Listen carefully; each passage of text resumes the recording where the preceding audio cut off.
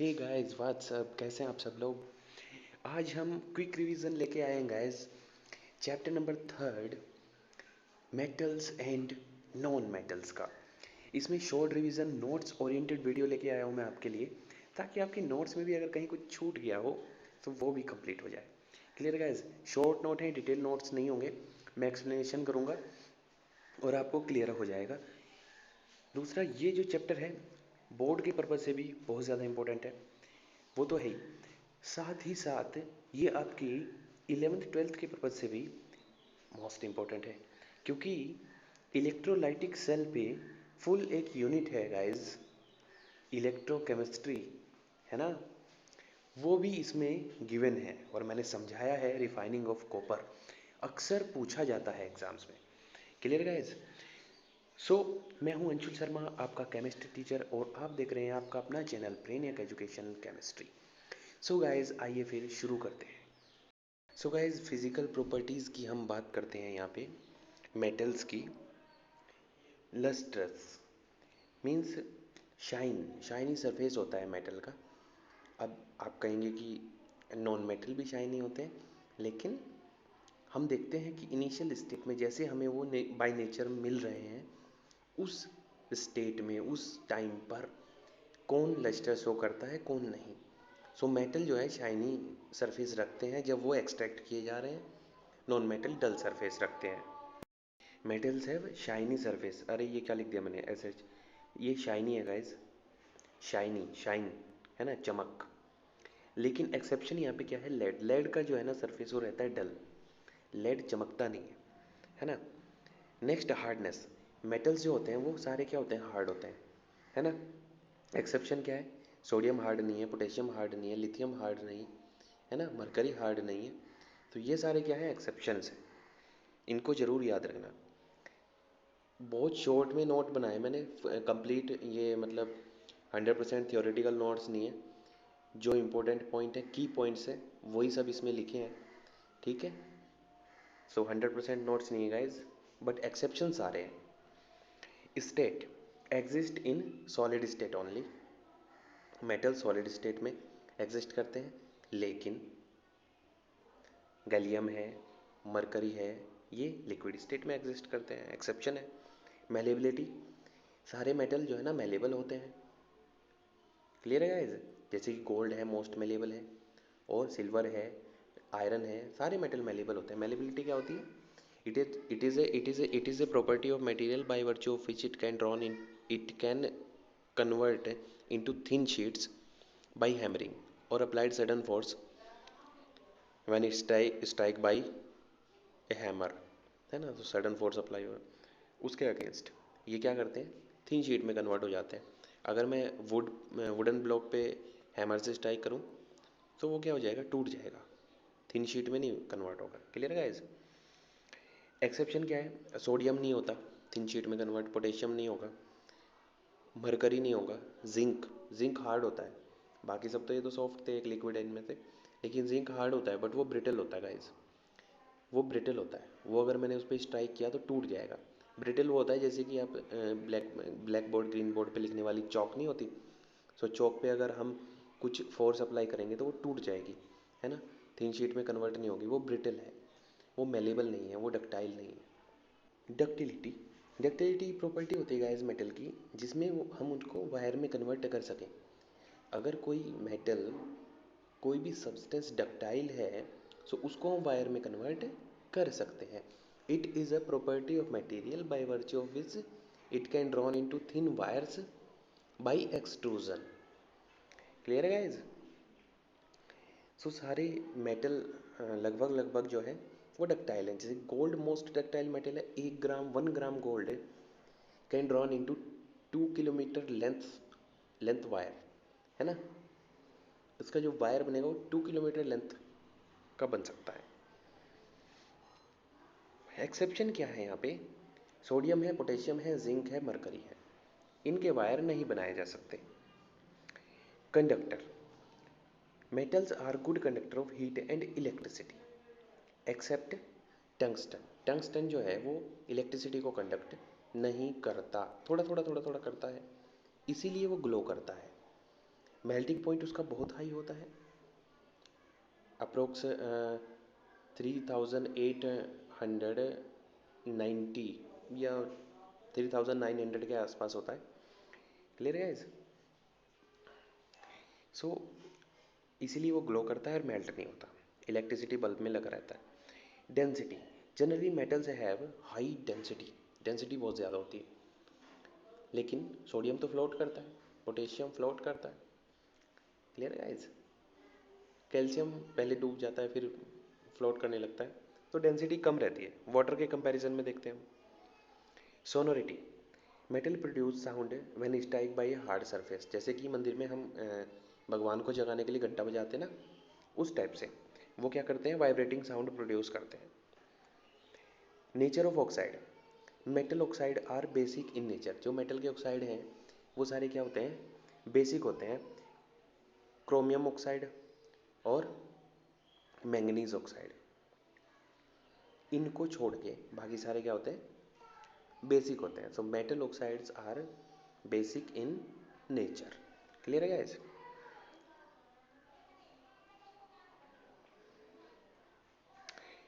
which have 1 2 3 electron in outermost shell और valence shell accept hydrogen, वो सारे क्या है, बेसिक ऑक्साइड को फॉर्म करते हैं। Brittleness, metals are not brittle but zinc is a brittle metal. Type of ion, ion कैसे बनाते हैं गाइस, ये बनाते हैं, कैटायन बनाते हैं by releasing, by removing electron और electrons from its valence shell, outermost shell और अल्टीमेट शेल। कुछ भी नाम ले सकते हैं, तीनों नाम जो मैंने लिए वो एक ही शेल के हैं, बाहर वाली शेल के। क्लियर है guys? So type of ion कहते हैं, कैटायन बनाते हैं, पॉजिटिव चार्ज आता है ना, ऑक्सीडेशन इनका जल्दी हो जाता है। क्लियर है गाइस? अब है physical properties of non metals. Lustrous, non metals are dull, generally dull, लेकिन आयोडीन है, डायमंड है, ग्रेफाइट है, ये सारे क्या है, शाइनियर सरफेस रखते हैं, ये एक्सेप्शन है। Hardness, metals are generally soft, लेकिन diamond is the hardest non metal on the earth, hardest. Clear guys? ये एक्सेप्शन है। स्टेट, मेटल जो है वो कैसे जनरली सॉलिड स्टेट में मिल रहे थे, ये तीनों स्टेट में मिलते हैं, सॉलिड लिक्विड गैस तीनों में। सॉलिड कार्बन है, फॉस्फोरस है, सल्फर है, सॉलिड है, ब्रोमीन है, लिक्विड है, और गैसेस तो आपको पता ही है, helium, neon, argon, krypton, oxygen, hydrogen, nitrogen, fluorine, chlorine, सारी गैस है। Melting and boiling point, melting boiling point metals के जो थे वो ज़्यादा थे, है ना, यहाँ पे इनके जनरली MPBPR लो, कम रहते हैं, लेकिन एक्सेप्ट डायमंड, एक्सेप्ट डायमंड, जो कार्बन मैंने लिखा है यहाँ पे, सिलिकॉन का भी बहुत ज़्यादा रहता है, बोरोन का भी रहता है, कार्बन, कार्बन मीन्स डायमंड है, ग्रेफाइट है ना, फुलरीन है, तीनों एलोट्रोप जो है कार्बन के, उनका जो मेल्टिंग पॉइंट है बहुत हाई रहता है, अप्रोक्स 4000 डिग्री सेल्सियस रहता है। क्लियर है guys? Ductility, metals are not ductile generally but carbon fibre internet में वायरिंग के काम आता है, मतलब इंफॉर्मेशन ट्रेवल उसी के थ्रू होती है, इसमें लाइट की स्पीड से इंफॉर्मेशन ट्रेवल करती है गाइस। सो इसलिए कार्बन फाइबर का हम यूज़ करते हैं। सो ये इलेक्ट्रिसिटी को भी कंडक्ट करता है और इसमें डक्टिलिटी भी होती है, it can drawn into thin wires. Malleability, non metals are not malleable. Clear guys? ये मेलेबल नहीं है, this can not convert into thin sheets by hammering. वैसे थिन शीट कैसे बना सकते हैं हम और प्रोसेस से, लेकिन हैमर से नहीं हो सकता, फोर्स अप्लाई करके नहीं हो सकता, कहने का मतलब ये है। Conductivity, generally bad conductors of heat and electricity but carbon fibre conduct electricity, graphite also conduct electricity. Clear guys? So these are the exceptions, you have to learn all the exceptions. Density, generally have low density but diamond has the high density, this is the exception. Brittleness, solid non-metals are brittle, for example graphite है, it is brittle non-metal except glasses, जो glass होता है वो semi liquid होता है, glass is the semi liquid. और glass flow भी करता है गाइस, फ्लो फ्लूइडिटी होती है ग्लास की। वर्टिकली ग्लास किसी विंडो में लगा है और बहुत साल हो गए उसको लगे लगे, सो उसकी थिकनेस जब लगाया था तो इक्वल थी टॉप पे और बॉटम पे, बट बहुत दिनों के बाद उसकी थिकनेस नीचे से वो थिक होता चला जाता है, ऊपर से थिन होता चला जाता है। क्लियर गाइस, सो वो फ्लो करता है। Type of ion, non metals form anion, all non-metals are electronegative in nature। Clear guys, so anion form करते हैं। Sonority, non metals are not sonorous, यहाँ पे साउंड प्रोड्यूस नहीं होता, vibrating. Nature of oxide, generally non metals oxide are acidic in nature. Exception क्या है यहाँ पे, H2O है, कार्बन मोनोऑक्साइड है, NO है, N2O है, ये सारे क्या है, न्यूट्रल। ये ऑक्साइड क्या है, न्यूट्रल, न्यूट्रल ऑक्साइड है। क्लियर है गाइस। वैसे ही मेटल के जो ऑक्साइड हैं जैसे कि CrO3 है, Mn2O7 है, ये ऑक्साइड होते हैं एम्फोटेरिक, ये बेसिक नहीं होते, ये एम्फोटेरिक होते हैं, ये एसिड से भी रिएक्ट करते हैं। एम्फोटेरिक वो ऑक्साइड होते हैं जो एसिड से भी रिएक्शन करें और बेस से भी रिएक्शन करें। जो बेसिक ऑक्साइड है मान लिया, वो बेस से रिएक्शन नहीं करेंगे, वो एसिड से रिएक्ट करेंगे बस। लेकिन amphoteric oxide acid and base दोनों से रिएक्शन करते हैं, that's why these are called amphoteric oxide. Clear guys, so ये थी इनकी फिजिकल प्रॉपर्टी मेटल्स की एंड नॉन मेटल्स की। अब हम बात करते हैं केमिकल प्रॉपर्टीज़ की। Chemical properties metal non metal की क्या क्या है ये देखते हैं। इसके लिए सबसे पहले आपको याद करना होगा मेटल रिएक्टिविटी सीरीज़ को। मेटल रिएक्टिविटी सीरीज़ को कि हाईली रिएक्टिव मेटल कौन है और लेस रिएक्टिव मेटल कौन है। सो इस सीरीज़ को याद करने के लिए एक very funny very short trick मैं वीडियो में बता चुका हूँ। क्या है ये सीरीज़, आप देख रहे हैं लिखी हुई है, जिसमें पोटेशियम है, sodium, calcium, magnesium, aluminium, zinc, iron, lead, hydrogen, copper, mercury, silver, gold and platinum. PT है गाइस, ये लास्ट में जो लिखा है PL नहीं है, PT है ना PI है, दिस इज PT प्लेटिनम। सो इसकी याद करने की सिंपल ट्रिक क्या है कि फॉर केदारनाथ का माली आलू ज़रा फीके पकाता है ना। इस ट्रिक को याद करने के लिए बहुत अच्छे से मैंने एक्सप्लेन किया लिख के, वीडियो देखें आप तो आपको एक ही बार में याद हो जाएगी। केदारनाथ का माली आलू ज़रा फीके पकाता है एंड हाई कोर्ट है आपका। क्लियर गाइस, तो यहाँ पे जो हाईली रिएक्टिव मेटल है वो क्या है, पोटेशियम हाईली रिएक्टिव मेटल है और प्लेटिनम लीस्ट रिएक्टिव मेटल है ना। तो स्टार्टिंग के जो दो मेटल हैं, एलिमेंट हैं, वो क्या है, कोल्ड वाटर से रिएक्ट करते हैं, है ना। और हाईली वायलेंट रिएक्शन होती है वहाँ पे, है ना, विगोरस रिएक्शन होती है जिसमें बहुत ज़्यादा हीट लिबरेट होती है कि मैंने पोटेशियम को पानी में डाला और रिएक्शन स्टार्ट, सोडियम को पानी में डाला रिएक्शन स्टार्ट, वहाँ पे आग लग जाती है उसमें। ठीक है, उसके बाद में कैल्शियम, कैल्शियम भी क्या करता है, ठंडे पानी से रिएक्ट करता है लेकिन इनसे कम विगोरस रिएक्शन होती है। मैग्नीशियम को गर्म पानी चाहिए। एल्यूमिनियम, जिंक एंड आयरन को स्टीम से रिएक्ट करना होता है क्योंकि यहाँ पे प्रिवेंटिव लेयर जो है ना, प्रोटेक्टिव लेयर काम करती है जो कि रिएक्शन को रोकती है, और लेड के आगे फिर वो रिएक्शन करते नहीं है वाटर से। क्लियर गाइस, अब देखते हैं one by one.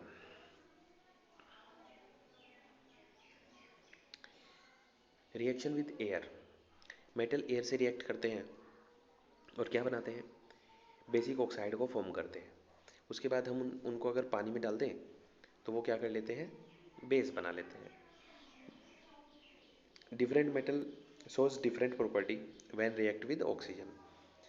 Sodium, potassium, fire, अगर मॉइस्चर एयर के संपर्क में आते हैं तो वहाँ पे आग लग जाती है। Surface of magnesium, aluminium, zinc, lead are covered with a thin layer of oxide which prevent further oxidation. अगर हम ओपन एयर में इनको रख दें तो ये ऑक्साइड फॉर्म कर लेते हैं। Fe does not burn on heating but iron filings burn vigorously. Iron filings होते हैं बहुत, जो क्या बोलते हैं उसको, आयरन पाउडर, है ना, उसको बोल सकते हैं एक टाइप से iron iron powder. Mercury, silver and gold does not react with O2। अब बात करते हैं amphoteric oxide. Metals which react with acid and base both to produce salt and water are called amphoteric oxide. जैसे कि Al2O3 है, amphoteric oxide है, जो कि एसिड और बेस दोनों से रिएक्ट करता है। Reaction of metal with H2O, water से रिएक्शन आपने ऊपर देख लिया अभी, और मैंने वीडियो में भी अच्छे से बताई है। सेम रिएक्शन है यहाँ पे भी। पोटेशियम रिएक्ट करता है ठंडे पानी से, तो क्या बनाता है, पोटेशियम हाइड्रोक्साइड बनाता है और हाइड्रोजन गैस लिबरेट करता है। सभी देखना यहाँ पे हाइड्रोजन गैस लिबरेट कर रहे हैं। स्टार्टिंग की रिएक्शन एक्सोथर्मिक है, उसके बाद में एंडोथर्मिक है। लेकिन मेटल रिएक्ट कर रहे हैं, क्या बना रहे हैं, बेस या बेसिक ऑक्साइड बना रहे हैं, और हाइड्रोजन गैस वहाँ से लिबरेट कर रहे हैं। Clear guys? Calcium and magnesium float on H2 bubbles which stick on their surface. Reaction of metal with solution of other metal salt. Metal की रिएक्शन मेटल सॉल्ट के सॉल्यूशन के साथ में, तो क्या होगा, यहाँ पे डिस्प्लेसमेंट रिएक्शन परफॉर्म होगी यहाँ पे। Clear guys? सो जो हाईली रिएक्टिव मेटल होगा वो लेस रिएक्टिव मेटल को उसके सॉल्ट सॉल्यूशन से क्या कर देगा, डिस्प्लेस कर देगा। आप देखिए आयरन ने कॉपर को डिस्प्लेस कर दिया और आयरन सल्फेट बना लिया, जिंक ने कॉपर को डिस्प्लेस कर दिया, जिंक सल्फेट बना दिया। अगर वो सपोज करो यहाँ पे FeSO4 होता रिएक्टेंट साइड में, FeSO4 होता और रिएक्शन हो रही होती है उसकी कॉपर से, तो कोई रिएक्शन नहीं होती क्योंकि कॉपर Fe को डिस्प्लेस नहीं कर पाता। Clear guys? ये मेटल रिएक्टिविटी सीरीज हमें बताती है। All metals are not equally reactive, more reactive metal can displace less reactive metal from their compound in solution. अब चलते हैं reaction of metal with dilute acid. Dilute acid के साथ metal क्या क्या रिएक्शन शो करते हैं। सो इसमें आप लिख लेंगे, कैसे लिख लेंगे कि when metal react with dilute acid it form A salt and liberate hydrogen. Clear guys? क्योंकि एसिड में क्या होता है, एच आयन होते हैं, एच आयन होगा तो वहाँ से हाइड्रोजन गैस वो लिबरेट कर देगा और एक सॉल्ट बना लेगा। सो मेटल एसिड के साथ रिएक्ट जब करेगा तो एक सॉल्ट बनाएगा और वहाँ से हाइड्रोजन गैस लिबरेट होगी। एसिड के पास एच आयन होते हैं तो हाइड्रोजन गैस लिबरेट कर देना। और बाकी ये देख लेना, मेटल हमेशा पॉजिटिव साइड होता है और एसिड में नेगेटिव पॉइंट जो आयन है वो कौन सा है, नेगेटिव आयन के साथ उसका एक सॉल्ट बना देना। जैसे कि Fe+, जैसे कि Fe कैटायन बनाता है और यहाँ पे जो क्लोरीन है वो एनायन है, तो दोनों का सॉल्ट बन जाएगा। वैलेंसी याद रखना, तो सॉल्ट बनाने में आसानी रहेगी। नेक्स्ट चलते हैं, but Mg react with very dilute HNO3। अच्छा भाई, Mg जो है वेरी डाइल्यूट HNO3 से रिएक्ट करता है। All the above reaction which is faster KNaCa MgAl ZnFeA।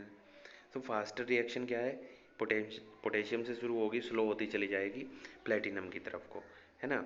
Clear है दोस्तों? और but Mg react with very dilute HNO, बहुत डाइल्यूट HNO3 से रिएक्ट करके हाइड्रोजन गैस देता है। यहाँ पे इसमें आप देख रहे हैं HCl से रिएक्ट करके हाइड्रोजन गैस लिबरेट कर रहा है, कोई दिक्कत नहीं है। लेकिन HNO3 से रिएक्ट करने पे कोई भी हाइड्रोजन गैस प्रोड्यूस नहीं करता, सिर्फ Mg ही ऐसा कर पाता है, और वो भी वेरी वेरी डाइल्यूट HNO3 के साथ। रीज़न क्या है कि जो HNO3 is a strong oxidising agent है और वो H2 को ऑक्सीजन सप्लाई कर देता है, और वहाँ से क्या होता है ना, वाटर की फॉर्मेशन हो जाती है। सो हाइड्रोजन गैस लिबरेट नहीं हो पाती। लेकिन डाइल्यूट के केस में अगर मैं उसकी भी स्ट्रेंथ बढ़ा दूँ, है ना, उसको कंसनट्रेटेड कर दूँ, तो वहाँ पे भी जो है वाटर की फॉर्मेशन हो जाएगी Mg के साथ में। बट डाइल्यूट के केस में वहाँ पे मैग्नीशियम हाइड्रोजन गैस लिबरेट कर देता है। Clear guys? सिर्फ यही एक एक्सेप्शन है यहाँ पे, ये इस चीज़ को याद रखना आप। नेक्स्ट आते हैं